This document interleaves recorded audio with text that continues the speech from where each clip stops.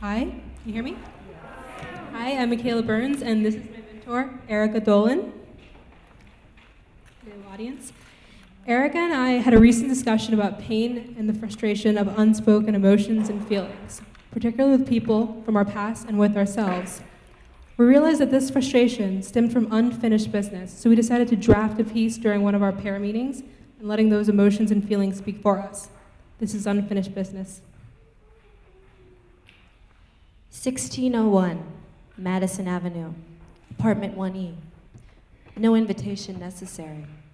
Little discretion advised. How and where do I enter? Let's start first with a melody.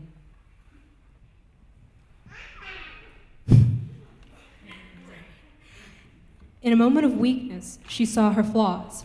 Her reflection had reached for her under the false pretense of innocent friendship, before roughly directing her gaze to the numerous problems. Horrible flaws, she thought, that must be embarrassingly translucent to any and all beholders. They were obvious to her, even in the most shattered of mirrors.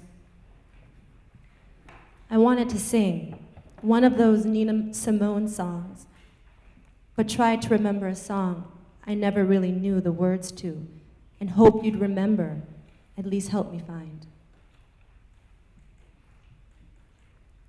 For now it seemed she could see them even when this reflective surface was removed from her vision, could sightlessly point out the reasons why she wasn't beautiful.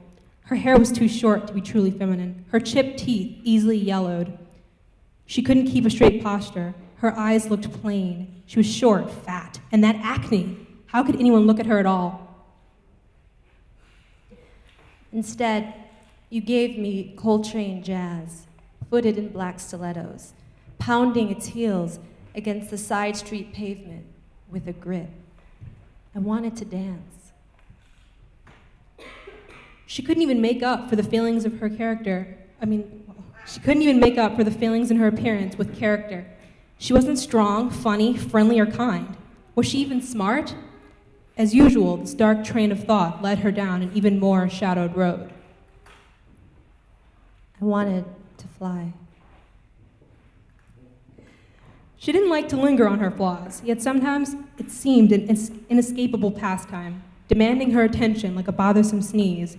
During most of her waking hours, she managed to mask any imperfection with jewelry, clumsiness, and sarcasm, or she lied to herself. I didn't get too far. Whispered silently when confronted with humiliation from all sides, that she wasn't a hopeless case, that she had potential, the potential to be perfect. Yet if this were true, why was it so impossible to reach this goal? See, when you love someone from afar, you realize that it's the narratives you've created, braided and pinned with a hairpin of hope and satiny scenarios, that keeps you captive and fills the space that is a waiting room of unfulfilled possibility and poorly calibrated chance. I stood an actress in a silent movie, motioned by your lead, as fear coiled my tongue, even when sonnets loosened in my cheeks. How could she be perfect when the slightest breeze rumpled perfectly adorned hair, whipping carefully packed strands into a wild frenzy? I wrestled with wanting your words, if not even their shadows. Words that made me feel like my naked body resting against a white wall was a muse for Matisse. Words that made me believe my name meant desire in a foreign language. All it took was just one step in the wrong direction. Who knew a poet could be a liar? As he falls, what happens to the simile or metaphor given form to take shape? Where does its sensitive hybrid of sound and color maneuver to texturize in the open, vulnerable space of loneliness? She muses to herself, twirling a particularly wiry strand of hair around her finger, appearing to all the world immune to the pain of cut-off blood circulation. But she knows it's there, can feel the numbness in her finger. But what if? My body lay prostrate beneath the compression of a cobalt blue sky, so layered it surrenders to nightfall's suffocation. A chipped nail caused by a hasty descent from her bike could destroy the unity of her fingertips. Something wrongly said in her high school class would be murmured about in corridors, a lurking phantom in the following weeks, judging her every action. The composer of the symphony is dead. The music has been laid to rest.